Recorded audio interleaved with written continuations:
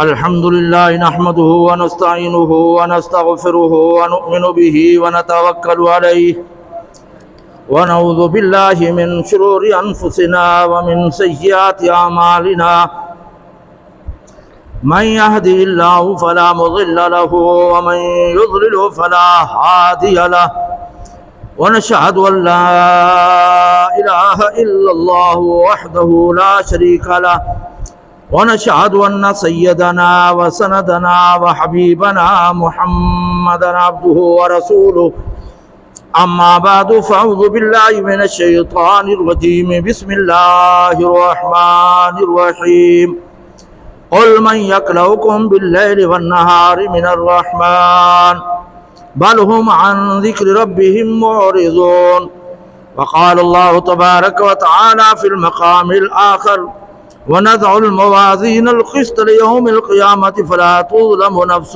شيئا وقال الله تبارك وتعالى في المقام الآخر ولقد آتينا إبراهيم رشده من قبل وكنا به عالمين وقال الله تبارك وتعالى في المقام الآخر قلنا يا نار كوني بردا وسلاما على إبراهيم وقال الله تبارك وتعالى في المقام الآخر وجعلناهم أئمة يهدون بأمرنا ووحينا إليهم فعل الخيرات وإقام الصلاة وإيتاء الزكاة وكانوا لنا عابدين صدق الله العظيم اللهم صل على سيدنا مولانا محمد وعلى آل سيدنا ومولانا محمد وبارك وسلم علیہ۔ دوستو، بزرگوں، نوجوان ساتھیوں، میں نے آپ کے سامنے سورۃ انبیاء 17ویں پارے کی چند آیاتیں تلاوت کی ہیں۔ آج اللہ کے فضل سے چوتھا رکوع شروع ہو رہا ہے۔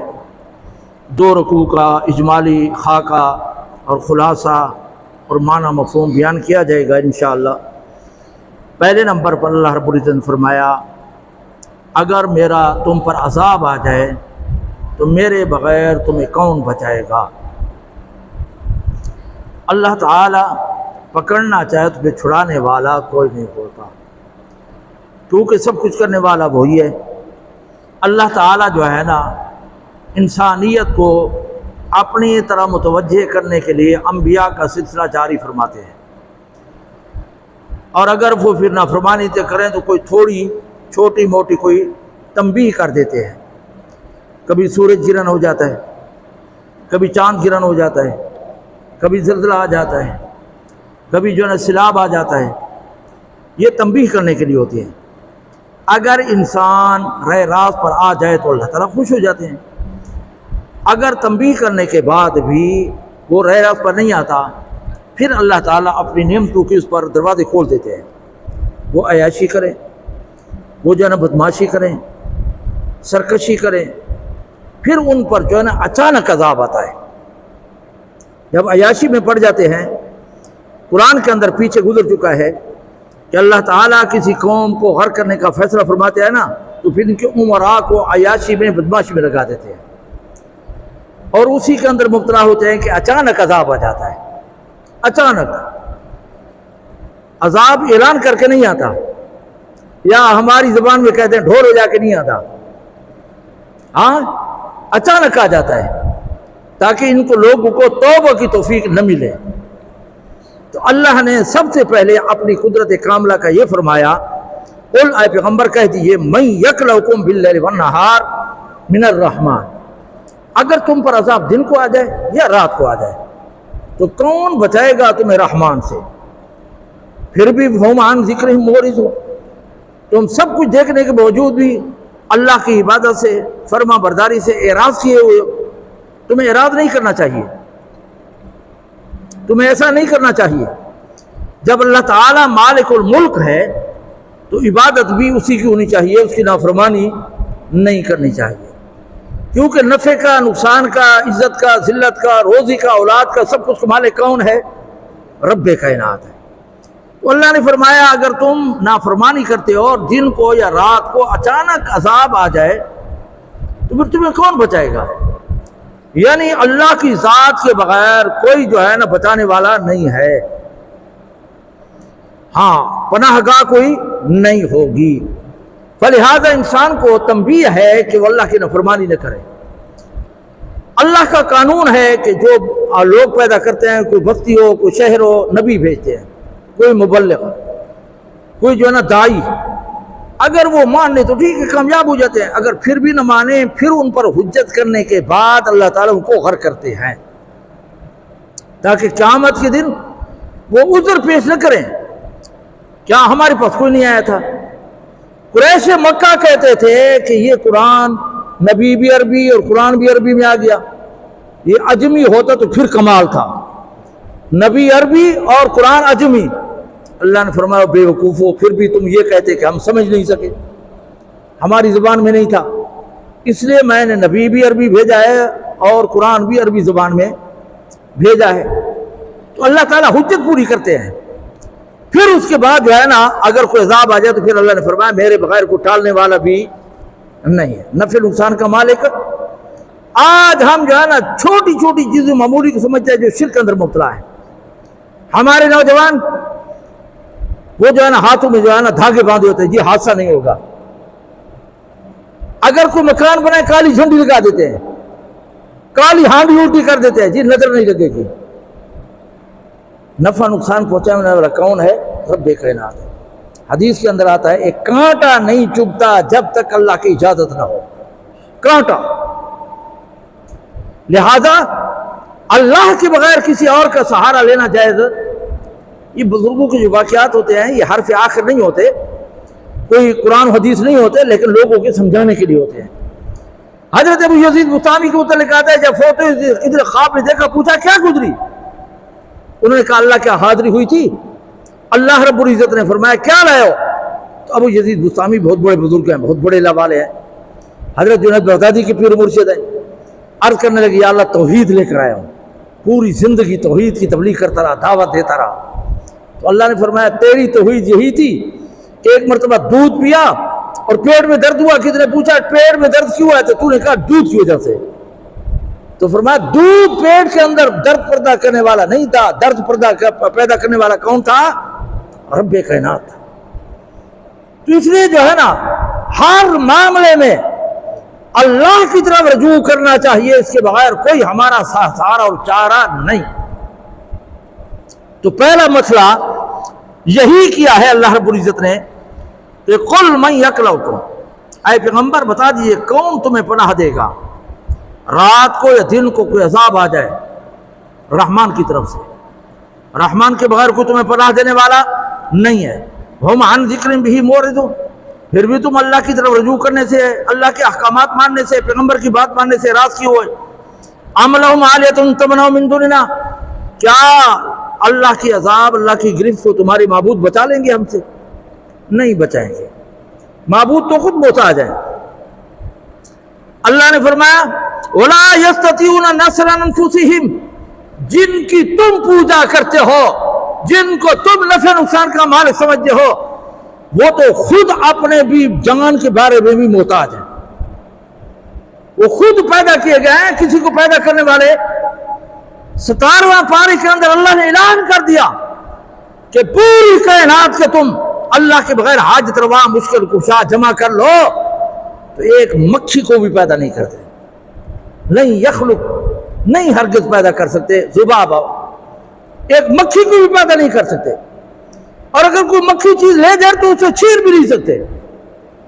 تو اللہ نے فرمایا وَلَا يَسْتَطِيعُونَ نَصْرَ أَنفُسِهِمْ، جن کو تم حاجت روا مشکل گناہ سمجھتے ہو وہ تو اپنی مدد بھی نہیں کر سکتے، وہ تو خود محتاج ہے۔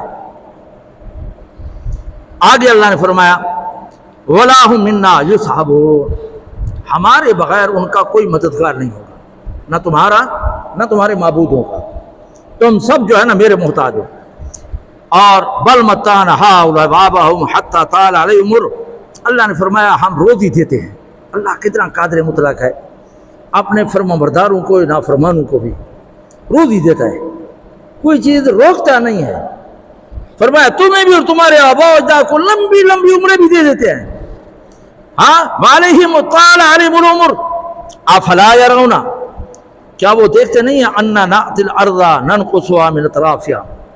قریش مکہ اور یہود مدینہ جو اپنی جائیدادوں پر فخر کرتے تھے، ان کا دبدبا تھا، بادشاہ سمجھے جاتے تھے، اللہ نے فرمایا ہم ان پر زمین تنگ کرنے شروع کر دی۔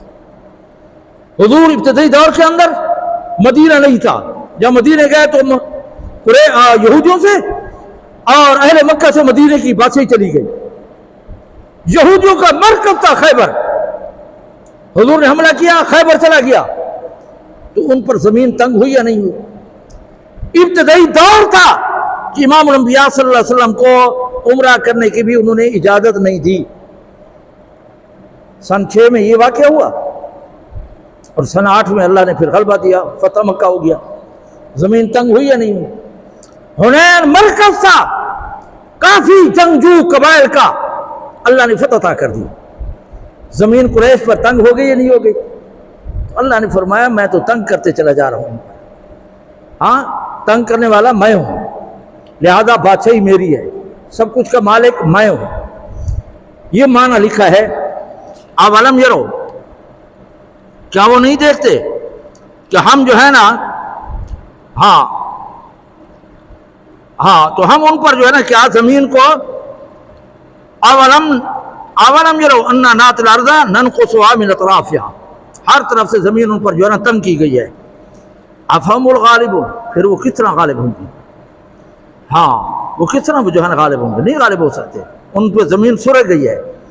اور میں نے کسی جگہ اس آیت کے ساتھ یہ بھی لکھا ہے کہ زمین تنگ کرنے کا مقصد یہ ہے کہ اللہ نے فرمایا علماء فوت ہو جائیں گے، علماء کا فوت ہو جانا یہ بھی زمین کا تنگ ہونا ہے۔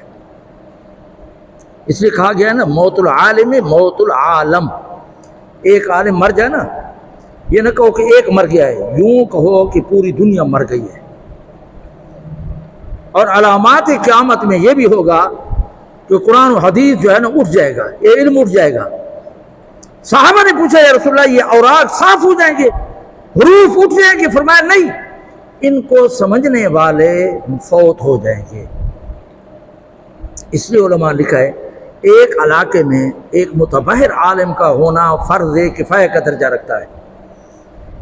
اگر ایک عالم نہیں ہوگا تو پھر یہ فریضہ ادا نہیں ہوگا۔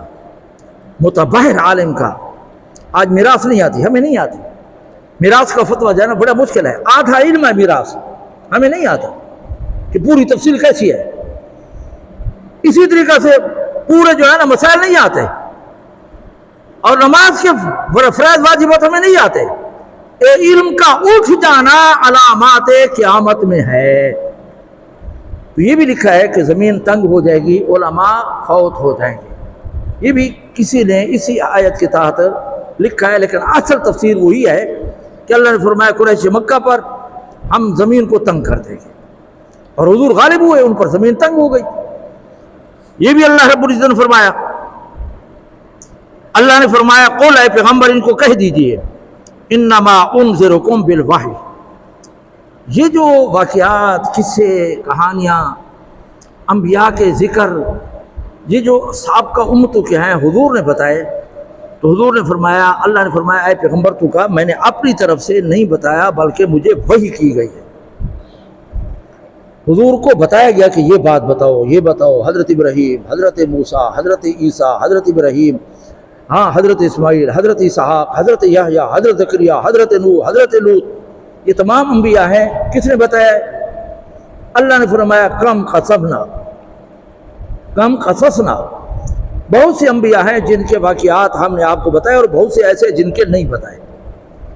تو اس سے معلوم یہ ہوا کہ ہر چیز کا علم رکھنے والا صرف رب کائنات ہے، اللہ کے بغیر کوئی عالم الغیب نہیں۔ ما کانا جو تھا، ما یکون جو ہوگا، ما کانا و ما یکون کا علم رکھنے والا صرف رب کائنات ہے اور کوئی نہیں۔ وہ یہ عقیدہ رکھنا چاہیے۔ آج بعض ہم علم سے ناوقفیت کی وجہ سے جہلا، وہ کہتے ہیں کہ حضور اکرم صلی اللہ علیہ وسلم کو ما کانا و ما یکون کا علم تھا۔ اللہ نے کیا فرمایا؟ قل، کہہ دی انذرکم بالوحی، میں جو تمہیں ڈرا رہا ہوں نا برے انجام سے، بدعمالی سے، مجھے کیا حکم دیا گیا ہے؟ وحی کے ذریعے سے مجھے بتایا گیا ہے، میں اپنی طرف سے تمہیں نہیں بتا رہا تھا۔ بعض نادانوں نے اتنے تک کہہ دیا کہ جب امام الانبیاء صلی اللہ علیہ وسلم پیدا تھے تو حافظ قرآن تھے۔ کیا کہا؟ یہ نادانی ہے، یہ علم سے ناوقفیت ہے۔ ہاں، حضور کی شان میں جو ہے نا یہ غلو ہے۔ انہوں نے کیا لکھ دیا کہ حضور جب پیدا ہوئے تو کیا تھے؟ ہاں، تو پھر جو ہے نا یہ مکی ہیں، یہ جو ہے نا 88 آیات جو ہے نا مکے اور مدینے میں واقعہ جو ہے نا ایک دوسرے میں جو ہے نا نازل ہوتی رہی۔ ہاں، یہ جو ہے نا پھر کیا کہہ گئے یہ مکی ہے، یہ مدنی ہے۔ تو یہ مکے میں نازل ہوئی تو پھر مکے میں تھی، اور حضرت جبریل کا پھر جو ہے وہ کیا چیز لاتے رہے، اور سب سے پہلی وہی اقرا نازل ہوئی، پھر 1 سال بعد سورۃ مدثر نازل ہوئی، پھر 23 سال کے عرصے میں 24,000 مرتبہ کم و پیش حضرت جبریل جو وہی لے کر آئے، پھر جو ہے نا یہ کس کھاتے میں ہوگی؟ لہذا غلو سے بچنا چاہیے۔ غلو مانا حد سے تجاوز کرنا، غلو مانا حد سے تجاوز کرنا۔ شرعی جو ہے نا احکامات جو اللہ نے بتا دیا، محمد رسول اللہ کا علم دے دیا، وہ بھی برحق، جنت کا، جہنم کا، عرش معلیٰ کا، لوح محفوظ کا، اعلیٰ علیین کا، آخرت کا، ہاں سارے جو واقعات بتا دیے وہ بھی برحق، اور جو نہیں دیے وہ بھی برحق۔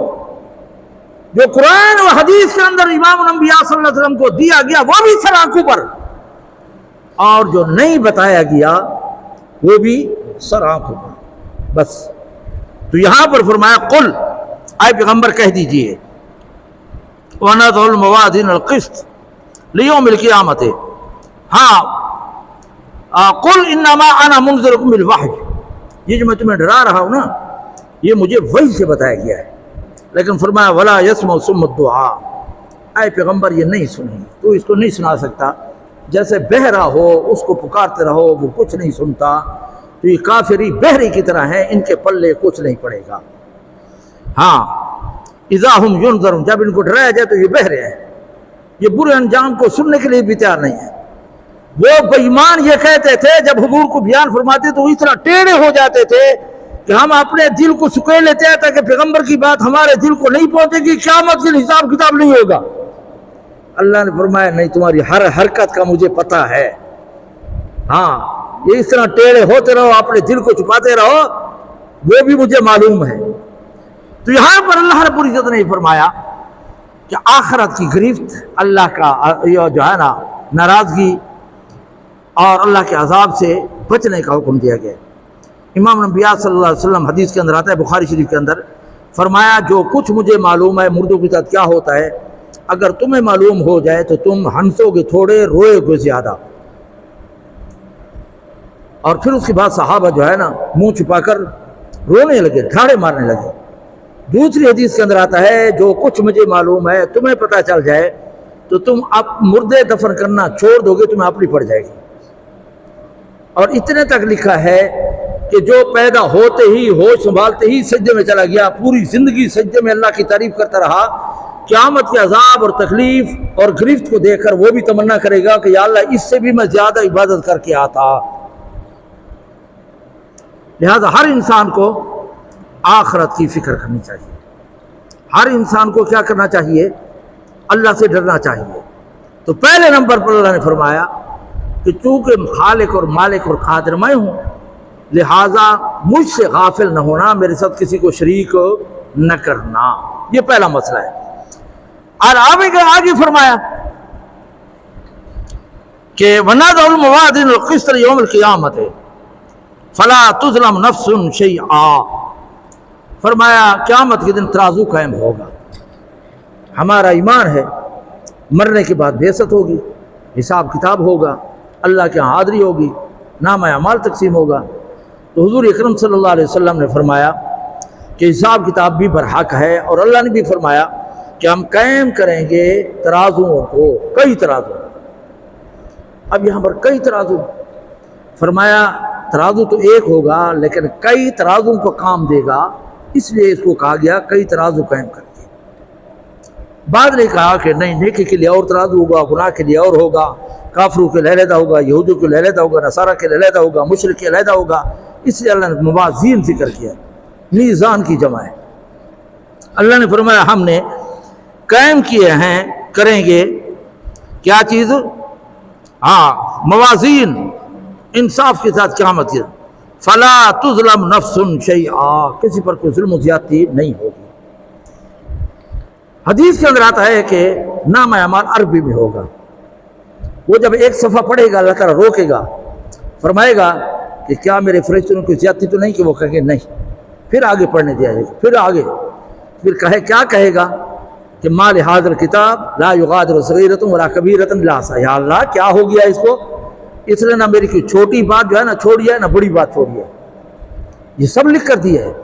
اور قرآن کے اندر آیا ہے کہ بد کردار انسان یہ امید اور توقع اور امیدیں رکھے گا کہ کاش آج میرا اور ان گناہوں کا فاصلہ مشرق مغرب کی طرح ہو جاتا، میں اپنے ان گناہوں سے دور ہو جاتے تو بہتر ہوتا۔ اور قرآن کے اندر آتا ہے کہ وہ کہتا ہے کہ میں مٹی سے مل جاتا، بہتر تھا کہ آج میں اپنے اس برے نام اعمال کا سامنا کر رہا ہوں، لیکن اس وقت پچھتاوے کا کوئی فائدہ نہیں ہوگا، پچھتاوے کا کوئی فائدہ نہیں ہوگا۔ اللہ نے فرمایا وَنَضَعُ الْمَوَازِينَ الْقِسْطَ، اور انصاف کے ساتھ ناپ تول کرنا کیا ہے کہ کسی کو دھوکہ نہ دو۔ قوم شعیب کے اندر بڑی برائی تھی، ایک بڑی برائی یہ تھی کہ شرک کرتے تھے اور ڈنڈی مارتے تھے۔ یہ اتنا بڑا جرم ہے کہ پورے قرآن کے اندر اللہ نے پوری صورت نازل کر دی ہے، وَيْلٌ لِّلْمُطَفِّفِينَ، پوری صورت۔ وہ دیتے وقت جو ہے نا کم دیتے تھے، لیتے وقت زیادہ لیتے تھے، ڈنڈی مارتے تھے، دھوکہ دیتے تھے، اور کسی مسلمان کو دھوکہ دینا شریعت کے اندر جائز نہیں، کسی کو اندھیرے میں رکھنا جائز نہیں۔ آج ہمارا کیا مطلب وتیرہ ہے، ہر ایک چیز کے اندر لین دین کے اندر ہم ڈنڈی مارتے ہیں، بات کرنے میں، وعدہ کرنے میں، رشتہ کرنے میں، پتہ نہیں کیا کچھ، ہم جو ہے نا اندر کچھ اور باہر کچھ، ایسا نہیں کرنا چاہیے۔ مسلمان کو اپنا ظاہر اور باطن برابر رکھنا چاہیے۔ امام حنیفہ نے یہی تمنا کی تھی کہ اگر میں اللہ سے ایسا دل چاہتا ہوں کہ اگر لوگوں کے سامنے کر دوں تو لوگ انگشت نمائی نہ کریں کہ اندر سے کچھ تھا باہر سے کچھ تھا۔ آج ہم اندر کی بات اپنی بیوی کو نہیں بتا سکتے۔ مومن کی صفات یہ ہے وہ اپنے ظاہر و باطن کو کیا رکھے؟ برابر رکھے۔ وہ کیا رکھے؟ برابر رکھے، یہ مومن کی صفات ہے۔ اللہ رب العزت نے فرمایا قیامت کے دن میزان بھی قائم ہوگا۔ حضرت انس رضی اللہ تعالیٰ نے عرض کیا رسول اللہ قیامت کی میری سفارش کرنا۔ صحابہ کو جو نا آخرت کی بڑی فکر تھی، جو بھی بات کرتے تھے نا آخرت کی فکر کرتے تھے۔ ایک دوسرا صحابی ہے حضرت ربیعہ، انہوں نے عرض کیا رسول اللہ مجھے آپ کے ساتھ جنت چاہیے، جنت ہو لیکن آپ کے ساتھ ہو۔ حضور نے فرمایا کوئی اور مانگ لو، انہوں نے کہا نہیں یا رسول اللہ بھئی یہی چاہیے۔ تو حضور نے فرمایا اگر تو میرے ساتھ جنت کے اندر رہنا چاہتا ہے تو اپنے اوپر کثرت سجود کو لازم پکڑ، سجدے زیادہ کیا کر۔ ایک صحابی نے عرض کیا رسول اللہ قیامت کب آئے گی؟ حضور نے فرمایا کیا تیاری کیا اس کے لیے؟ انہوں نے عرض کیا رسول اللہ اور تو کوئی تیاری نہیں، آپ کے ساتھ محبت ہے، آپ کو مجھے آپ کے ساتھ مجھے محبت ہے۔ تو حضور نے فرمایا پھر تجھے حق پہنچتا ہے کہ تو قیامت کا سوال کر، اور فرمایا المرء من احب، جو جس کے ساتھ محبت کرتا ہوگا اسی کے ساتھ کھڑا کیا جائے گا۔ محبت اور تعلق ایسی چیز ہے اگر اعمال کے اعتبار سے ان کے برابر نہ ہو، لیکن جس سے محبت کرے گا اسی کے ساتھ اللہ تعالیٰ کھڑا کرے گا۔ اس لیے اپنی تہذیب و تمدن وہ شریعت کے مطابق اور نیک لوگ کے مطابق کرنا چاہیے تاکہ قیامت کے دن رسوائی کا سامنا نہ کرنا پڑے۔ تو حضرت انس سے عرض کیا رسول اللہ آپ میری سفارش کرنا، کہاں تلاش کروں آپ کو؟ تو حضور اکرم صلی اللہ علیہ وسلم نے فرمایا مجھے 3 جگہ پہ جو ہے نا تلاش کرنا۔ یا نام اعمال کی تقسیم کے وقت نام اعمال تقسیم ہوگا، عربی میں لکھا ہوگا، اور ہوا تقسیم کرے گی، اور آدھے دن کے اندر اندر جو ہے نا پوری کائنات کے اندر نام اعمال تقسیم کر دیا جائے گا۔ نیک آدمی کو دائیں ہاتھ میں اور برے آدمی کو بائیں میں اور پیٹھ کے پیچھے، اور یہ نام اعمال تقسیم ہوگا۔ وہ ایسا وقت ہوگا کہ ہر ایک کو اپنی پڑی ہوگی۔ حشر کے میدان میں جب کھڑا ہوگا نام اعمال کی تقسیم ہوگی تو کیا ہوگا؟ ہر ایک کو اپنی پڑی ہوگی۔ حدیث کے اندر آتا ہے کہ حضور اکرم صلی اللہ علیہ وسلم نے فرمایا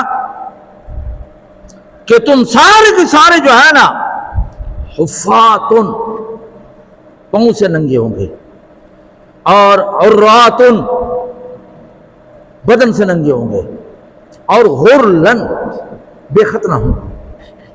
حضور نے کیا فرمایا؟ قیامت کے دن جب کھڑے ہوں گے نا تو سب پاؤں سے ننگے، بدن سے ننگے، اور انترے، ختنہ نہیں ہوگا۔ جیسے ابتداءً پیدا ہوتا ہے انسان، ختنہ نہیں ہوتا، بعد کے اندر کرتے ہیں، تو اس وقت بھی پھر ختنہ کیا ہوا نہیں ہوگا، بے ختنہ ہوں گے۔ حضرت عائشہ نے عرض کیا رسول اللہ مرد و عورت اکٹھے ہوں گے، ایک دوسرے کی طرف دیکھیں گے نہیں؟ حضور اکرم صلی اللہ علیہ وسلم نے فرمایا عائشہ ایسا وقت ہوگا کسی کو دوسرے کی طرف جو ہے نا دیکھنے کی نوبت بھی نہیں آئے گی، خیال بھی نہیں ہوگا، ہر ایک کو اپنی پڑی ہوگی۔ ہاں خدا نہ کرے کوئی زلزلہ آ جائے، کوئی مصیبت آ جائے تو ہم دیکھتے ہیں کہ فلان آدمی کیا کر رہا ہے، ہر ایک کی جڑ اپنی پڑی ہوتی ہے۔ تو فرمایا تم وجود سے پاؤں سے ننگے ہوں گے اور بغیر خطرے کے ہوں گے، اور جیسے کہ ابتداءً پیدا کیے گئے تھے بغیر خطرے کے تھے اس طرح بے خطرہ ہوں گے۔ تو پھر فرمایا اس وقت جو ہے نا کوئی کسی کو دیکھ نہیں سکے گا، ہر ایک کو اپنی پڑی ہوگی۔ تو حضرت انس کو حضور نے فرمایا مجھے 3 مقامات پر دیکھنا، یا تو نام اعمال کی تقسیم کے وقت، یا پل صراط پر، پل صراط پر، پل صراط پر بعد لوگ جو گزریں گے ان کے ایسے چہرے ہوں گے جیسے چاند، اور بجلی کی طرح گزر جائیں گے، شاہراہ عام ہوگا اس کے لیے۔ دوسرے نمبر پر جو گزریں گے ان کے چہرے روشن ہوں گے جیسے ستارے چمکتے ہیں، اور اس طریقے سے دوسرے جو ہے نا گزریں گے جیسے کہ سواری پر انسان گزرتا ہے، پھر چلتے ہوئے گھوڑے پر اس طریقے سے۔ اور جو گنہگار بےایمان ہوں گے ان کے لیے تلوار سے تیز ہو جائے گی، وہ نہیں گزر سکیں گے، کٹ کٹ کر جو ہے نا جہنم میں گرتے رہیں گے۔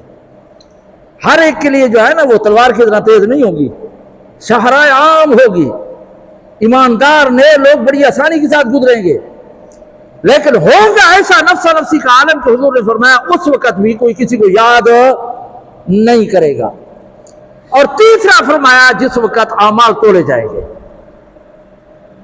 ان 3 جگہ حضور نے فرمایا کوئی کسی کو یاد نہیں کرے گا، لیکن میں جو ہے نا اپنی امتی کی ان 3 جگہ پر سفارش کروں گا۔ فرمایا مجھے 3 جگہوں پہ تلاش کرنا۔ حضرت انس کو حضور اکرم صلی اللہ علیہ وسلم نے فرمایا۔ حضرت عائشہ نے ایک مرتبہ پوچھ لیا یا رسول اللہ خاوند جمع یاد کریں گے اپنی بیویوں کو؟ حضور نے فرمایا ان 3 مقامات پر کوئی کسی کو یاد نہیں کرے گا، لیکن میں محمد جو ہے نا اپنی امت اور سب کو یاد کروں گا۔ سمجھ آگے نا؟ تفسیر مدری میں لکھا ہے۔ تو یہاں پر اللہ نے فرمایا میزان عمل قائم ہوگا، اعمال تولے جائیں گے۔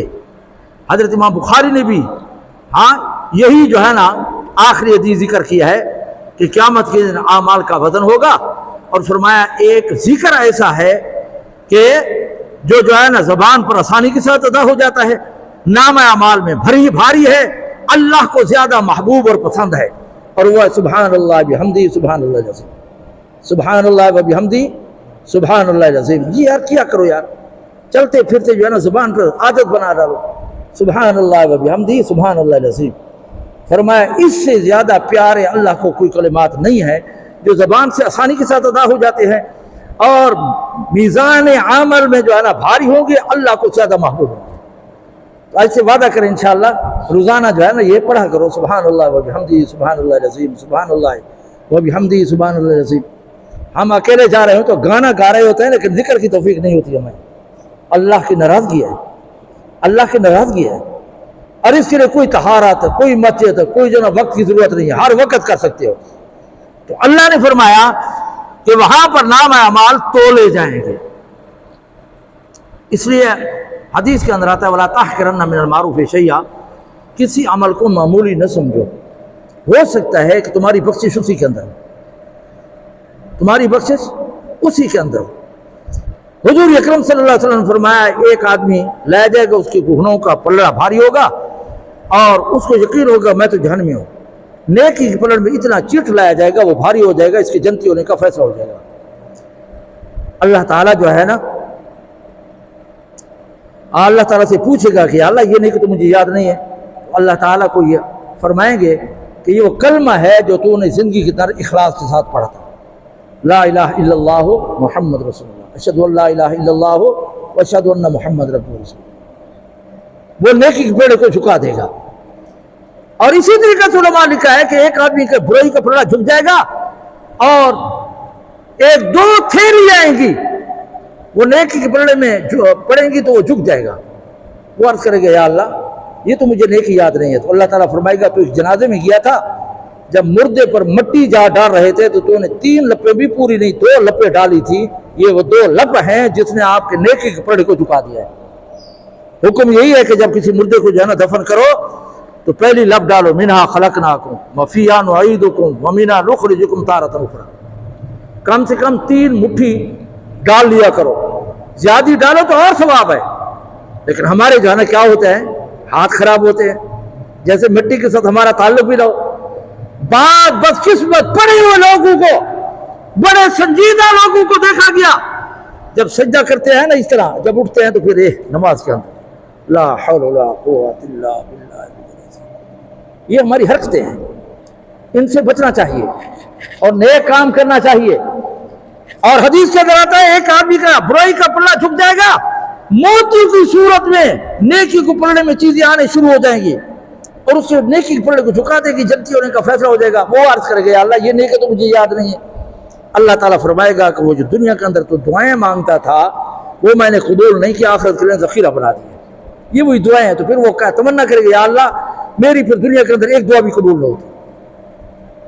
یہ چیزیں کام آتی ہیں، کلمہ پڑھنا، ذکر کرنا، درود پڑھنا۔ اور عام مشہور حدیث ہے، کئی مرتبہ کر چکا ہوں، تفسیر مصری کے اندر آتا ہے کہ امام الانبیاء صلی اللہ علیہ وسلم کو حضرت آدم پکاریں گے یا احمد یا احمد یا احمد، حضور اکرم صلی اللہ علیہ وسلم حاضر ہو جائیں گے کہ لبیک اے ابو جان میں حاضر ہوں، تو حضرت آدم عرض کریں گے کہ اے محمد تیری امتی کو فرشتے جہنم کے اندر لے جا رہے ہیں۔ حضور اکرم صلی اللہ علیہ وسلم پیچھے جائیں گے، انہیں کہیں گے رکو، فرشتے عرض کریں گے کہ یا اللہ یا رسول اللہ ہمیں اللہ کا حکم ہے، ہم نہیں رک سکتے، آپ اللہ کے یہاں سفارش کریں۔ حدیث کے اندر آتا ہے کہ حضور اکرم صلی اللہ علیہ وسلم واپس آ جائیں گے، ایک ہاتھ اپنی داڑھی مبارک میں ڈالیں گے اور ایک ہاتھ سے خانے عرش معلیٰ کا پاوا پکڑ کر عرش معلیٰ کو پکڑ کر درخواست کریں گے یا اللہ میرے اس امتی کو جہنم سے بچا۔ اللہ تعالیٰ حکم دے گا فرشتوں کو واپس لے آؤ، واپس آ جائے گا، اس کے جنتی ہونے کا فیصلہ ہو جائے گا۔ وہ پوچھے گا کہ میں تو آپ کو نہیں جانتا، آپ کون ہے کہ میری سفارش کی اور میں جنتی بن گیا؟ تو امام الانبیاء صلی اللہ علیہ وسلم فرمائیں گے تو مجھے نہیں جانتا، میں تمہارا پیغمبر محمد رسول اللہ۔ فرمایا تو تھا تو گناہگار، لیکن کبھی کبھار، ہمیشہ نہیں، کبھی کبھار تو میرے اوپر درود پڑھتا تھا، یہ درود کی برکت ہے کہ اللہ نے تجھے جہنم سے بچا کر جنت عطا کر دی۔ بات سمجھے نہیں سمجھے؟ یہ تفسیر مدری کے اندر آتا ہے۔ فلہذا کسی عمل کو معمولی نہ سمجھا کرو، ذکر اذکار کے ساتھ تعلق جوڑا کرو، تو یہ جو ہے نا کیا قیامت کے دن یہ چیزیں کام آئیں گی۔ قیامت کے دن یہ چیزیں، میزان جو ہے نا قائم ہوگا، جس کی برائیاں غالب ہوں گی جہنمی، نیکیاں غالب ہوں گی جنتی، بعض ایسے بھی ہوں گے جن کی نیکی برائی برابر۔ کیا ہوں گے؟ تو وہ نہ جنت میں ہوں گے، نہ جنت کے اندر ہوں گے، نہ جہنم میں نہ جنت میں، بلکہ آراف پر ہوں گے۔ کیا ہوں گے؟ آخر کار اللہ تعالیٰ اپنی رحمت سے ان کو بھی جنت عطا کر، ان کو بھی۔ ونادى اصحاب الاعراف، 8ویں پارے کے اندر یہ واقعہ آتا ہے، سورت کا نام بھی آراف ہے۔ یہاں پر آراف پر علماء لکھا ہے کہ وہ لوگ ہوں گے جن کی نیکی برائی برابر ہوں گی، آخر کار اللہ تعالیٰ ان کو بھی جنت عطا کر دے گا۔ بعد نے کہا آراف پر وہ ہوں گے جو کافروں کے چھوٹے نابالغ بچے ہیں، نہ جنت کے اندر نہ جہنم کے اندر۔ بعد نے کہا وہ شہید ہوں گے آراف پر جو والدین کی اجازت کے بغیر جہاد پہ گئے شہید ہو گئے، اب شہادت کی وجہ سے جہنم میں نہیں جا سکتے، والدین کی عدم رضا کی وجہ سے جنت کے اندر نہیں جا سکتے، یہ آراف پر ہوں گے۔ بہر لمبی تفسیر ہے انشاءاللہ کبھی آئے گی۔ تو میں عرض یہ کر رہا تھا کہ اللہ نے فرمایا قیامت کے دن ہم میزان قائم کریں گے، یہ برحق ہے، ہمارا اور آپ کا ایمان ہے۔ من یعمل مثقال ذرۃ خیرا یرہ ومن یعمل مثقال ذرۃ شرا یرہ، یہ جو ہے نا معاملہ آئے گا، یہ بھی ہو گیا۔ آگے اللہ رب العزت نے فرمایا وَلَقَدْ آتَيْنَا مُوسَىٰ وَهَارُونَ الْفُرْقَانَ، ہم نے دی ہے موسیٰ کو اور ہارون کو فرقان۔ فرقان کا معنی یہ ہے حق و باطل کے درمیان فیصلہ کرنے والی۔ قرآن کو بھی فرقان کہا گیا، بدر کے موقع پر بھی فرقان کہا گیا کہ حق و باطل کے درمیان فیصلہ ہو گیا۔ ہاں، فرقان کا معنی حق و باطل کے درمیان، ہاں، اور یہ بھی معنی کیا ہے کہ حمایت اور غلبہ۔ ہم نے موسیٰ اور ہارون کو غلبہ عطا کیا، وضیاء روشنی، قرآن حدیث پیغمبر کی تعلیمات روشنی ہے، وذکریٰ للمتقین، نیک لوگوں کے لیے جو ہے نا یہ نصیحت بھی ہے، کامیابی بھی ہے۔ الذین یخشون ربہم بالغیب، یہ ان لوگوں کے لیے ہدایت بھی ہوگی، خوشخبری بھی ہوگی، اور ان کے لیے ہدایت کا ذریعہ بھی ہوگی جو اللہ سے ڈرتے ہیں بن دیکھے۔ ہاں، ربہم بالغیب وہم من الساعۃ مشفقون، آخرت کے حساب کتاب سے بھی وہ کیا ہے، لرز رہے ہیں کہ آخرت کا حساب آنے والا ہے، آخرت کا حساب آنے والا ہے، اس پر بھی ایمان رکھتے ہیں۔ آگے تیسرے نمبر پر فرمایا وَلَقَدْ آتَيْنَا إِبْرَاهِيمَ رُشْدَهُ مِنْ قَبْلُ وَكُنَّا بِهِ عَالِمِينَ، حضرت ابراہیم کا ذکر کیا ہے، چونکہ سورۃ انبیاء ہے تو ان ذکر میں سے حضرت ابراہیم کا ذکر آ رہا ہے کہ اللہ نے فرمایا کہ ہم نے اس کو پہلے ہی سے ہدایت دے رکھی تھی۔ میں نے پہلے بھی غالباً عرض کیا تھا کہ 40 سال کے بعد نبوت کا اظہار ہوتا ہے، ہاں، نبوت ملتی نہیں، پہلے ہی مل چکی ہوتی ہے۔ حضور اکرم صلی اللہ علیہ وسلم نے فرمایا آدم مٹی اور پانی میں تھے کہ میں نبی تھا، نبوت پہلے مل چکی ہوتی ہے۔ حضرت ابراہیم کو بھی اللہ نے فرمایا ہم نے پہلے ہدایت اور نبوت عطا کر دی تھی۔ اکثر قانون یہ ہے کہ ہر نبی کی نبوت کا اظہار 40 سال کے بعد ہوتا ہے، پہلے بھی ہو سکتا ہے۔ حضرت عیسیٰ علیہ السلام کو 40 دن کے بعد اللہ نے نبوت عطا کر دی۔ حضرت عیسیٰ کی پیدائش کے ہاں وَأَشَارَتْ إِلَيْهِ قَالَ إِنِّي عَبْدُ اللَّهِ آتَانِيَ الْكِتَابَ وَجَعَلَنِي نَبِيًّا، 40 سال کے بعد نبوت کا اعلان کر دیا۔ ہاں، 40 سال کے بعد 40 دنوں کے بعد، 40 دن کے بعد حضرت عیسیٰ کو کیا مل گئی؟ نبوت مل گئی۔ حضرت یحییٰ کو 3 سال بعد مل گئی۔ عام طور پر نبوت کا اظہار 40 سال کے بعد ہوتا ہے، لیکن اللہ نے حضرت ابراہیم کو متعلق فرمایا کہ ابتداءً یہ ہدایت یافتہ تھے، یہ بت پرست نہیں تھے۔ نبی ابتداءً نابالغ ہونے کی صورت میں بھی ہر گناہ سے معصوم ہوتا ہے، محفوظ ہوتا ہے۔ سمجھ آ گئی ہے نا؟ حضور اکرم صلی اللہ علیہ وسلم نے کبھی شراب نہیں پی، زمانہ جاہلیت میں بھی، کبھی ننگے ہو کر طواف نہیں کیا، زمانہ جاہلیت میں بھی، ہاں، بدکاری تو دور کی بات ہے۔ تو یہاں فرمایا وَلَقَدْ آتَيْنَا إِبْرَاهِيمَ رُشْدَهُ مِنْ قَبْلُ وَكُنَّا بِهِ عَالِمِينَ، ہم ان کو جاننے والے ہیں۔ قَالَ لِأَبِيهِ وَقَوْمِهِ مَا هَذِهِ التَّمَاثِيلُ، انہوں نے پوچھا باپ کو کہ یہ بتوں کی کیوں پوجا کرتے ہو؟ ہاں، لہا عاکفون، ڈیرا لگا کر بیٹھے ہو۔ قالوا وجدنا آبانا لها عابدین، باپ نے اور اس کے ساتھیوں نے جواب دیا حضرت ابراہیم کو کہ ہم اور ہمارے آبا و اجداد کا طریقہ یہی ہے۔ اگر کوئی مسئلہ بتایا جائے اور آگے والا یہ کہے کہ ہمارے باپ دادا کا یہی طریقہ تھا، یہ بول کافروں کے ہیں، مسلمانوں کے نہیں۔ یہ مقولہ، یہ بات کہنا یہ کافروں کے ہے، مسلمانوں کی۔ جب بھی کسی نبی نے دعوت دی تو سرکش کافر یہود و نصارہ نے یہی کہا، قالوا وجدنا آبانا، ہم نے اپنے باپ دادی کو درست راستے پر پایا۔ لیکن آج بدقسمتی ہماری یہ ہے کہ ہمارا مسلمان وہ کافروں والے بولنے شروع ہو گیا۔ آج کسی مسلمان کو کہا جانا ہے شریعت کا مسئلہ ہی میں ہے، ای کو منو ای میں وعدہ نہیں ہے، ساری پیوما کوئی غلط ہے، کافر والا حوالہ ہم مسلمان دے رہے ہیں، کافر والا حوالہ بول ہم مسلمان بول رہے ہیں۔ قالوا وجدنا آبانا، کہ ہم نے باپ دادی کو راستے پر پایا، یہ کافر کہتے تھے، مسلمانوں کی بات نہیں تھی۔ لیکن آج ہم مسلمان ہو کر وہی بول پڑ رہے ہیں جو انبیاء کی دعوت کے خلاف قریش مکہ اور مشرکین مکہ اور مخالف لوگ جو ہے نا بولا کرتے تھے۔ لہٰذا اس سے بھی بچنا چاہیے۔ آج کوئی کسی قوم کا تہذیب و تمدن، جی ہماری قومی ورثہ ہے، ہمارے باپ دادے کا طریقہ ہے، یہ کافروں کا مقولہ ہے، مسلمانوں کا نہیں، اسے بچنا چاہیے۔ قالوا وجدنا آباءنا عابدين قال قد كنتم آباءكم في ضلال مبين، حضرت ابراہیم نے فرمایا اگرچہ تمہارے باپ گمراہ ہوں پھر بھی اتباع کرو گے۔ اور پھر جو ہے نا حضرت ابراہیم چلتے چلتے ان کو دعوت دی کہ رب کو مانو جو زمین و آسمان کا رب ہے، جس نے تمہیں پیدا کیا، وانا ذالک من الشاہدین، میں بھی اس پر گواہ ہوں کہ حاجت روا مشکل کشا رب کائنات ہے اور کوئی نہیں۔ اور پھر انہیں بت بنا دیے تھے، وہ میلے پر گئے تو حضرت ابراہیم نے فجعلناہم جزازا، ان کو ٹکڑے ٹکڑے کر دیا، الا کبیرا، بڑے بت کو چھوڑ دیا، لعلہم یرجعون، تاکہ وہ آئیں اور اسے سبق حاصل کریں۔ قالوا، جب وہ واپس آ گئے، من فعل ھذا بآلہتنا، ہمارے بتوں کے ساتھ کیا کیا ہے؟ ہاں، تو پھر اس کے بعد انہوں نے یہ بھی کہا، قالوا سمعنا فتن، ہم نے سنا تھا ایک نوجوان سے، مراد ابراہیم ہے، جس کو ابراہیم کہا جاتا ہے، وہ ہمارے بتوں کو توڑنے کا عزم رکھتا تھا، وہی نہ ہو۔ قالوا فاتوا به علی اعین الناس، اس کو پکڑ کر لے لوگوں کے سامنے تاکہ وہ گواہی دیں کہ اس نے کیا تو ہم اس کو سزا دیں۔ قالوا، پھر جب حضرت ابراہیم کو لے آئے، بڑا لمبا تفصیلی ہے، مختصر کر رہا ہوں، انہوں نے کہا انت فعلت ھذا بآلہتنا یا ابراہیم، اے ابراہیم تو نے ہمارے بتوں کو توڑا ہے؟ حضرت ابراہیم بل فعلہ کبیرہم، تمہارے بڑے نے، کیونکہ حضرت ابراہیم نے 360 بت توڑ کر اور کلہاڑا جو ہے نا بڑے بت کے کندھے پر رکھ دیا، اس کو نہیں توڑا، تو فرمایا اس سے پوچھو۔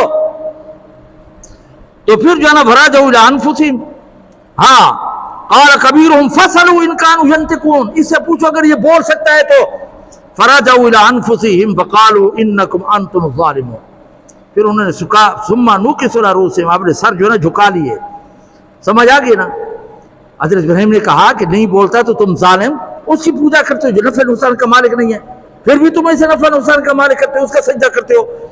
تو فرمایا ثم نکسوا علی رؤوسہم، انہوں نے سر جھکا لیے، لقد علمت ما هم ينطقون، انہوں نے کہا کہ اے ابراہیم تاب بولتے تھے، بول تو نہیں سکتے، جن کو خود بناتے تھے پھر اسی کی پوجا کرتے تھے، رب رسے تھے مت کھسے۔ یہ ہمارے ہاں دربار جو 6 فٹ بزرگ قبر کے نیچے ہے، زمین کے اندر ہے، ہمارا حاجت روا ہے، ہمارے نفع نقصان کا مالک ہے، ہم منت منوتی صدقہ خیرات یہ جو ہے نا کرتے ہیں، ایسا نہیں کرنا چاہیے۔ اللہ کے بغیر کوئی حاجت روا مشکل کشا کوئی نہیں۔ ہاں، آج مولا علی مدد کتنا جو ہے نا خوفناک اور دردناک معاملہ پیش آیا کربلا کے موقع پر، لیکن حضرت علی رضی اللہ تعالیٰ نے شیر خدا اپنے خاندان کو بچانے کے لیے مدد، اس سے کیا معلوم ہوا کہ وہ مدد کرنے والے صرف رب کائنات ہے اور نہیں ہے، ورنہ اپنی اولاد کو کون جو ہے نا ذبح ہونے دیکھ سکتا ہے؟ نیست و نابود کر دیتے اگر حاجت روا مشکل کشا ہوتے تو۔ آج ہم نے مشکل کشا بنایا ہوا ہے، ایسا نہیں کرنا چاہیے، اللہ کے بغیر کوئی حاجت روا مشکل کشا نہیں، کوئی حاجت روا مشکل کشا نہیں۔ آج کئی جو ہے المدد المدد یا رسول اللہ، یا غازی عباس، یا معین الدین چشتی، یا بول حق، ہاں، اور پتہ نہیں کتنے کتنے کہانی ہیں، گھین ککر تدے پتر، ہاں، یہ سارے شرکیہ کلمات، ان سے بچنا چاہیے۔ سب کچھ کرنے والا کون ہے؟ رب کائنات ہے۔ عقیدے کی بات عرض کر رہا ہوں، فرقہ واریت کی بات نہیں کر رہا، سب کچھ کرنے والا رب کائنات ہے۔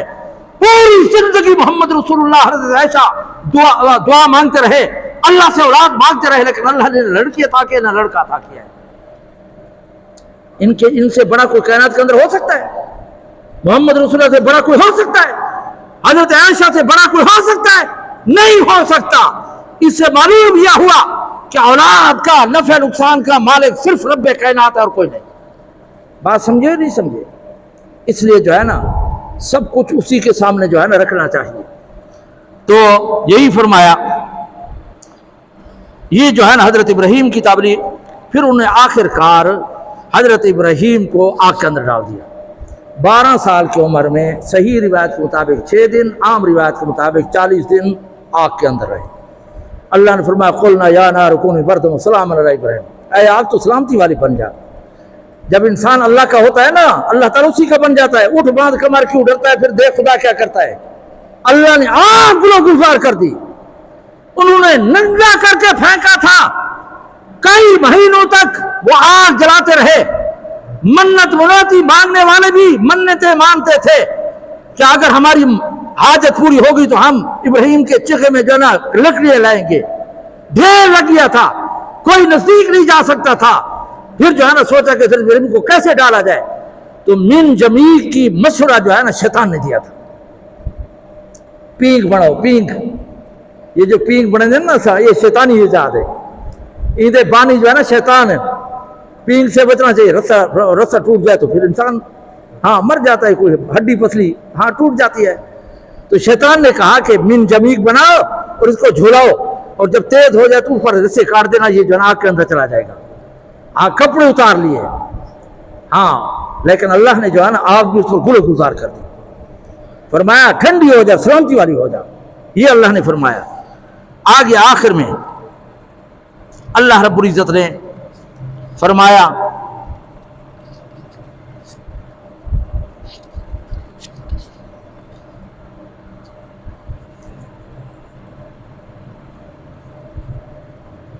अल्लाह ने फरमाया वहबना लहू फन, हाँ तो अल्लाह ने फरमाया हमने इब्राहिम को भी कामयाब किया। उसके मानने वाले साथ हजरत लूत थे, वो भी पैगंबर बन गए थे। वान जैना हो वलूतन, इब्राहिम भी अपने मिशन में कामयाब हो गए, लूत भी कामयाब हो गए। और बारकना, हमने उनको बाबरकत ज़मीन की तरफ भेज दिया, फ़लस्तीन की तरफ, शाम। वहबना लहू इसहाक, हजरत इब्राहिम को बेटा अता किया। और वह याकूब नाफिला, उसके पीछे जो है ना हमने उसको पोता भी अता कर दिया। किसको? हजरत इब्राहिम को। वकुल्लन जालना सालिहीन, और ये थे नेकोकार। वजालना, आखिरी बात, वजालना लहुम अइम्मतन, हमने इनको इमाम बना दिया, पेशवा बना दिया। ये अंबिया पेशवा हैं, मुक्तदा हैं, रहनुमा हैं, और रुश्द हिदायत का जरिया है। इनको बना दिया बिअमरिना, अपने हुक्म से। ववहयना इलैहिम फ़िअल खैरात, और हमेशा हम उनको तरफ हुक्म करते रहे, वही करते रहे, इल्का करते रहे, रहनुमाई करते रहे खैर के काम की। हाँ, खैरुन्नास मन यनफ़उन्नास, बेहतरीन इंसान वो है जो खैर का जरिया बने। हदीस के अंदर आता है खैर की चाबी बनो, तुम्हारे जरिए से कोई ताला खुले तो खैर फैले, शर न फैले, शर की चाबी न बनो। यहां पर भी फरमाया कि हमने नबियों की रहनुमाई की खैर की तरफ। समझ आ गई ना? इसलिए कामिल मुसलमान वो है जो खैर का जरिया बने, किसी को तबलीगी बना दे, नेक बना दे, किसी को उम्रा करा दे, किसी को हज करा दे, किसी को दीन सिखा दे, हाँ, किसी की मदद कर दे, किसी को सदका खैरात कर दे, मुश्किल वक्त काम आ जाए, खैर का जरिया बना जाए। क्या है? तो ये अंबिया की तरफ अल्लाह वही करते रहे। और दूसरे नंबर पर फरमाया हाँ फ़िअल खैरात व इक़ामुस सलाह, और वो क्या करते थे? नमाज कायम करते थे। नमाज नमाज पूरे दीन में हमारे पास एक नमाज रह गई है, इसको भी हम अब छोड़ चुके हैं। ज़कात वैसे हम नहीं देते, हज वैसे हम पर फर्ज नहीं है, रोज़े साल के बाद आते हैं, अब नमाज है उसको भी हम जो है ना ज़ाय कर देते हैं। नमाज किसी हालत में माफ़ नहीं, लिहाजा नमाज सुकून के साथ पढ़नी चाहिए।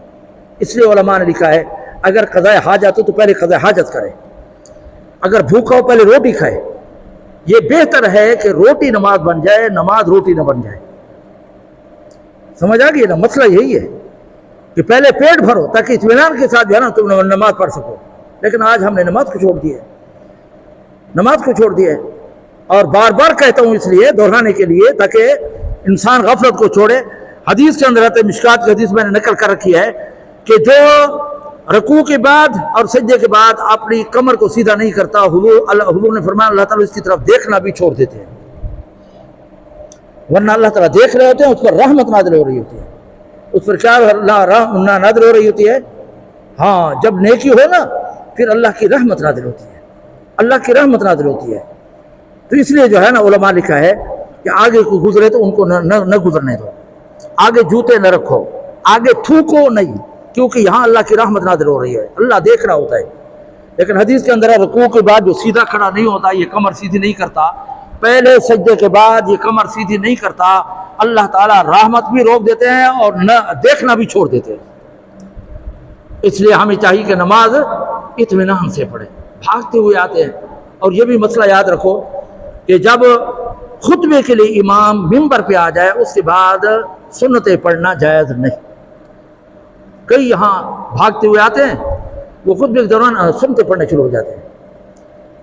خطبہ سننا واجب ہے، ہاں وہ جان چھڑانے کے لیے بس جو بھاگتے ہوئے کئی دیکھتے ہیں یہاں برانڈے میں، یہاں کھڑے ہو جاتے ہیں، فوراً جو ہے نا 4 سنت پڑھنے شروع ہو جاتے ہیں۔ کیا مقصد ہے؟ ہماری جان چھوٹے، بات چل نہ پڑھنی پڑے۔ جب امام جو ہے نا خطبے کے لیے نکل آئے تو اس وقت سنتے پڑھنا جائز نہیں۔ کون سے مسئلے بتاؤں یار؟ یہ جو تصویریں ہم دیتے ہیں نا، کوئی جانور کی ہو انسان کی ہو تو ہم لکھتے ہیں ماشاءاللہ، شرعی طور پر ناجائز اور حرام ہے۔ کسی ذی روح چیز کی تصویر پر ماشاءاللہ لکھنا ناجائز اور حرام ہے۔ ناجائز کام پر بسم اللہ پڑھنا کفر کی علامت ہے۔ شراب پی رہا ہے، زنا کر رہا ہے، بسم اللہ پڑھتا ہے، ان چیزوں سے بچنا چاہیے۔ کئی جو ہے نا نیٹ پہ دیکھا ہے کوئی یہ جی ماشاءاللہ، یہ شرعی طور پر ناجائز اور حرام ہے۔ کسی صورت پر تصویر پر ماشاءاللہ لکھنا ناجائز اور حرام ہے، اس کا خیال کرنا چاہیے۔ کسی دوست کی، کسی کی جو ہے نا چیز کو ہم فوراً جو ہے نا ہاں لکھ دیتے ہیں جی ماشاءاللہ ماشاءاللہ، یہ مسائل سیکھنے چاہیے، ایسا نہیں کرنا چاہیے۔ تو یہاں پر اللہ نے فرمایا ہم نے نبیوں کو خیر کے لیے پیدا کیا، اور اس کے بعد جو ہے نا کیا کیا، ان کو نماز کو حکم دیا اور ان پر نعمتیں دیے۔ کیوں دی؟ کہ وہ دین پر استقامت کے ساتھ رہے۔ کیا رہے؟ اس لیے انسان کو دین اپنانا بھی چاہیے اور استقامت کا مظاہرہ بھی کرنا چاہیے۔ استقامت کا کیا معنی ہے؟ چاہے حالات موافق ہوں یا مخالف ہوں، انسان کو ڈٹ جانا چاہیے، دین کو ترجیح دینی چاہیے۔ آج اگر شادی ہو، خوشی ہو جائے، ہم دین کو چھوڑ دیتے ہیں، ڈھول ڈمکے، رسم و رواج۔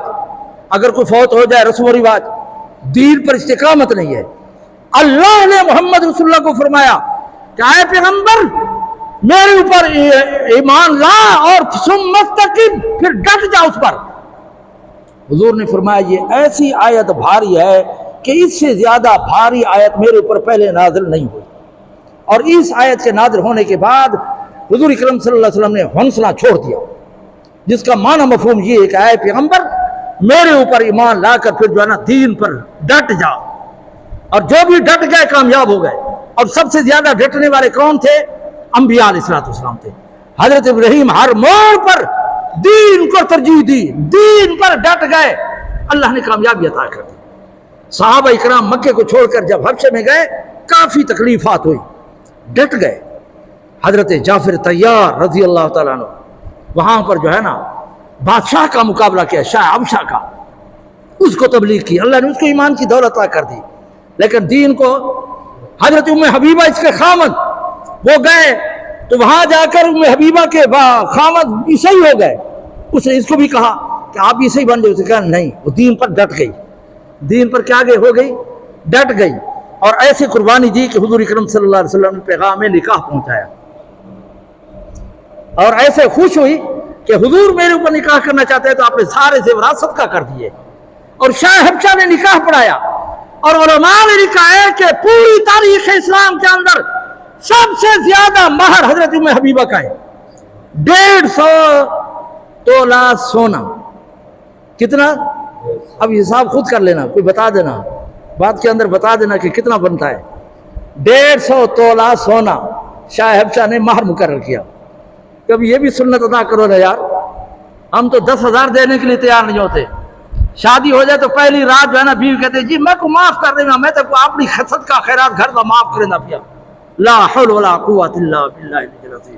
اس سنت پر بھی عمل کرو۔ حضرت ام حبیبہ کا کتنا مہر تھا؟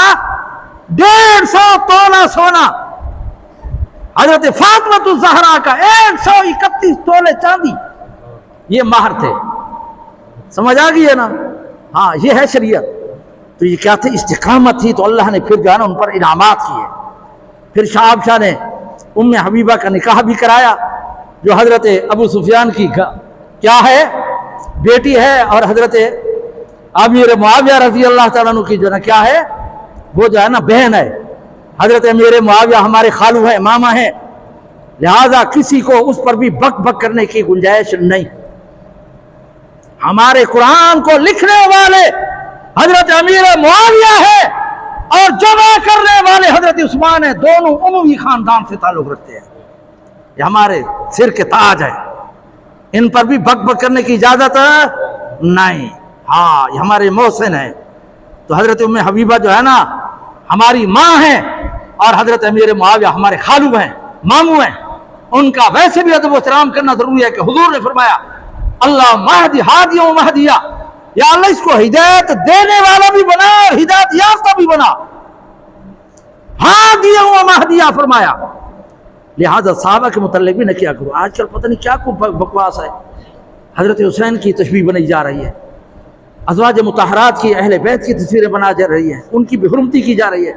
خدا نہ کرے یار ہمارے گھر کے اندر ڈاکہ پڑ جائے اور کوئی ہماری عزت کی بے حرمتی کرے تو ہم باہر جو ہے نا وہ قصیدے پڑھیں گے، بتائیں گے لوگوں کو کہ ڈاکو آئے تھے، میری بیٹی کو دھکا دیا، میری بہن کو ہاتھ ڈال دیا، بتائیں گے؟ غیرت مند آدمی جو ہے نا بتانے کے لیے تیار نہیں ہے۔ تو ازواج مطہرات اتنے جو ہے نا کیا ہیں، مظلوم ہے، کہ جو بھی بے نمازی فاسق فاجر وہ جو ہے نا وہ مرثیے پڑھ کر اپنے پیسے کمانے کے لیے لوگوں کو گمراہ کرتا ہے، ایسا نہیں کرنا چاہیے۔ باقی حضرت حسین وہ شہید تھے، وہ برحق ہیں، وہ نوجوانوں کے سردار ہوں گے، وہ مظلوم ہیں، اور یزید نے بڑی زیادتی کی ہے، وہ مجرم ہے، لیکن قیامت کے دن ہم سے نہیں پوچھا جائے گا کہ تم نے جو ہے نا لان تان کیا تھا یا نہیں کیا تھا۔ ہماری امام حنیفہ رحمۃ اللہ علیہ جو رشد و ہدایت کے مینار ہیں، جس کے متعلق امام مالک فرماتے ہیں اگر یہ مٹی کے ستون کو بھی امام ابو حنیفہ سونے کا ثابت کرنا چاہتے تھے تو کر دیتے۔ وہ یہ کہتے ہیں کہ یزید کا معاملہ خدا کے حوالے کر دو، نہ رحمت کی دعا کرو نہ لعنت کرو۔ بات سمجھو نا، ہم اس کے مقلد ہیں، باقی وہ نہ حق پر تھے، انہوں نے ظلم و زیادتی کی ہے، بہت بڑا جرم کیا ہے، قیامت کی دن اس کو حساب کتاب دینا ہوگا۔ ہمیں جو ہے نا وکیل بننے کی ضرورت نہیں پڑے گی، اللہ تعالیٰ ان سے بدلہ لے لے گا۔ بہت بڑا ظلم ہوا ہے، حرہ کے موقع پر ظلم ہوا ہے، احد کے معاملے پر ظلم ہوا ہے، جو ظالم ہے ان کو حساب دینا ہوگا۔ سمجھ آ گئی ہے نا؟ اہل سنت والجماعت کا یہی عقیدہ ہے کہ حضرت حسین رضی اللہ تعالیٰ عنہ جنتی ہیں، جنتوں کے نوجوان ہیں، مظلوم اعظم ہیں، ظلم و زیادتی ہوئی، وہ حق پر تھے، اور جنہوں نے جانا یہ کردار ادا کیا ہے وہ بدبخت ہیں، لعنتی ہیں، منحوس ہیں۔ سمجھ آ گئی ہے نا؟ اس کو جو ہے نا ہماری وکالت نہیں کرنی چاہیے۔ ہم یزید کے وکیل نہیں ہیں، ہم جو ہے نا حضرت حسین کے ساتھ ہیں، لیکن ان کی شبیہ بنا دینا اور ان کے مرثیے بنانا اور اس طریقہ سے جو یہ چیز ہے کہ ہمارے اکابر کا طریقہ نہیں ہے۔ امام غزالی رحمۃ اللہ علیہ نے اس طرح تک لکھا ہے کہ واقعہ کربلا میں واقعات بیان کر کے لوگوں کو رلانا ناجائز اور حرام ہے۔ آج ہمارا دنیا کمانے کا ذریعہ بن گیا ہے، ویڈیو بن رہی ہیں، اور آج کل کی گندی عورت کو ازواج مطہرات کے برقعے پہنا کر کہ یہ جو ہے نا ازواج مطہرات فلانی ہے فلانی ہے فلانی ہے، اور سر کٹے تھے، 16 سر جو ہے نا وہ کٹے تھے، لیکن آج کل ان کو نیزوں پہ چڑھا دینا، ان کی شکلیں بنانا، یہ ویسے بھی ناجائز اور حرام ہے۔ ہم جو ہے نا یزید بدبخت سے بھی زیادہ ظلم کر رہے ہیں ازواج مطہرات پر۔ سمجھ آ گئی ہے نا؟ ہمیں بچنا چاہیے۔ اللہ تعالی ہمیں راہ ہدایت پہ رکھے، اپنے اکابر کے طریقے پر چلنے کی توفیق عطا فرمائے، اور ہمیں اللہ تعالی حضور، صحابہ، اہل بیت جیسا ایمان اور عمل نصیب فرمائے۔ ہمارا یہی عقیدہ ہے کہ ہمارا ایمان حضور، صحابہ اور اہل بیت جیسا ہے، باقی ہم کسی کے جو ہے نا اعتقاد نہیں رکھتے۔ ہمیں وہی ایمان چاہیے جو ان 3 طبقوں کا تھا، انبیاء کا، حضور کا، صحابہ کا، اہل بیت کا، اور ہمیں وہی اعمال چاہیے۔ اس سے جو ہٹا کٹا طریقہ ہوگا ہم کبھی اس کو اپنانے کے لیے، تائید کرنے کے لیے تیار نہیں۔ اللہ تعالیٰ ہمیں بقیہ زندگی صراط مستقیم پر چلنے اور رہنے کی توفیق عطا فرمائے۔ وآخر دعوانا الحمدللہ رب العالمین۔